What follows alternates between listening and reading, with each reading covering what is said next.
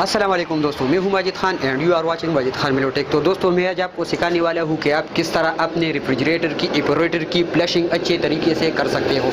तो दोस्तों जैसा कि आपको नज़र आ रहा है कि मेरे पास एक रेफ्रिजरेटर लाया गया है जिसको एक कस्टमर ने छुरी लगा के उसकी पेप को बिल्कुल लीक कर दिया है। तो हमने उसके अंदर बहुत ज़्यादा पानी चला गया है। तो अब हम उसकी बिल्कुल प्रॉपर तरीके से फ्लशिंग करेंगे। तो आपको भी दिखाएंगे कि इस तरह आप फ्लशिंग करके एपरेटर को तब्दील करने से बचा सकते हो। तो दोस्तों अभी हम शुरू करते हैं कि हम किस तरह फ्लशिंग करते हैं अपने एपरेटर की, अपने रेफ्रिजरेटर की। तो ये आपको सामने नज़र आ रहा है, ये हमारा अपना बनाया हुआ एक फ्लशिंग बॉक्स है जिसके अंदर हम अभी CTC डालेंगे। CTC डालने के बाद फिर इसको हम कंप्रेसर के साथ कनेक्ट करेंगे और इसके ज़रिए अपने एपरेटर के अंदर CTC लेकर जाएंगे, मतलब इसके अंदर फ्लश करेंगे। तो ये अब आपके सामने में अपने फ्लशिंग बॉक्स में ये CTC मैंने डाल ली जैसा कि आपको नज़र आ रहा है स्क्रीन पे। तो अब मैं वेकम पंप स्टार्ट करूंगा और इसको अपने एपरेटर के साथ कनेक्ट करके आप लोगों को दिखाऊंगा कि आप किस तरह इसकी फ्लशिंग करते हैं। तो दोस्तों मैंने पहले से एपरेटर के अंदर एक सुराख कैपिलरी के करीब बनाया हुआ है जिसके ज़रिए ये CTC एपरेटर से उस दूसरी तरफ मतलब आउट होगी, उस दूसरे सुराख से बाहर की तरफ निकलेगी।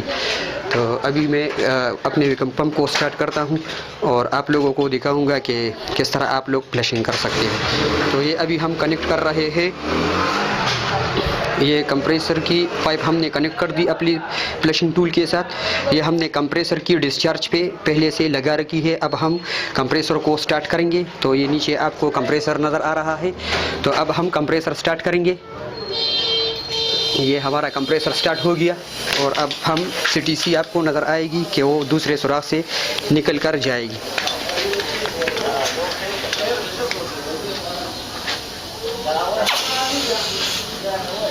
तो दोस्तों अभी ये सारी CTC इस तरफ आएगी और इस तरफ से बाहर आके निकलेगी और इसके ज़रिए सारा पानी भी बाहर आएगा। तो इस तरह आप फ्लशिंग कर सकते हो।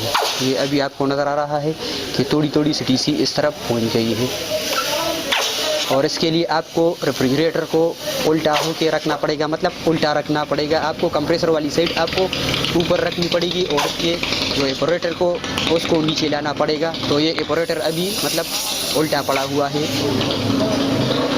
ये कैपिलरी की जगह है। मैं ज़रा दूर से शॉट लेके आपको दिखाता हूँ कि ये फ्रिज उल्टा होके पड़ा है। तो ये रहा हमारा रेफ्रिजरेटर जो उल्टा पड़ा है और हम अभी उसकी फ्लशिंग कर रहे हैं। तो आपको नज़र आ रहा है कि अब हम फ्लशिंग कर रहे हैं।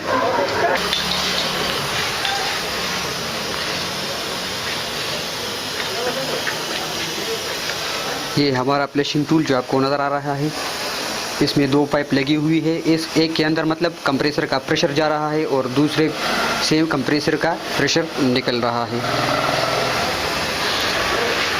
तो दोस्तों अगर आपके पास भी कभी फ्रिज आ जाए और उसके एपरेटर के अंदर अगर पानी हद से ज़्यादा चला जाए तो फिर आप इसको बिल्कुल इस फ्लशिंग टूल के ज़रिए जो मैंने खुद बनाया है आप खुद भी बना सकते हो। आपको ये नज़र आ रहा है,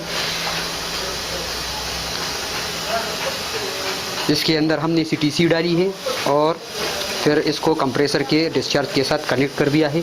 तो कंप्रेसर से जो प्रेशर निकलती है वो इस फ्लशिंग टूल के अंदर जाती है और दूसरी तरफ से वो हवा के साथ निकल के एपरेटर के सेक्शन वाली पाइप में जाती है और उसके ज़रिए ये कैपिलरी से निकलेगी। अभी मैं फिर आपको दिखा रहा हूँ। ये जैसा कि आपको नज़र आ रहा है कि इससे ये सारी मतलब जो उसके अंदर अभी ये CTC इधर पहुंच गई है और ये निकल रही है बाहर की तरफ। तो इस तरीके से अगर आप फ्लशिंग करेंगे तो जो भी पानी एपरेटर के अंदर पहले से चला गया होता है तो वो इस तरीके से बिल्कुल आसानी से बाहर निकलेगा और फिर आपको चोक का कोई प्रॉब्लम आने वाला नहीं और आपका एपरेटर भी बच जाएगा। बस इसमें मेहनत थोड़ी सी लगती है। तो दोस्तों उम्मीद है आपको वीडियो अच्छी लगी होगी। तो नेक्स्ट वीडियो तक के लिए आप मुझे इजाज़त दीजिए, मगर इजाज़त लेने से पहले मेरे आपसे रिक्वेस्ट है कि आप मेरे चैनल को सब्सक्राइब करें, वीडियो को लाइक करें एंड बेल आइकन को ज़रूर प्रेस करें ताकि मेरी हर अपडेट आपको टाइम पर मिलती रहे। अल्लाह हाफिज़।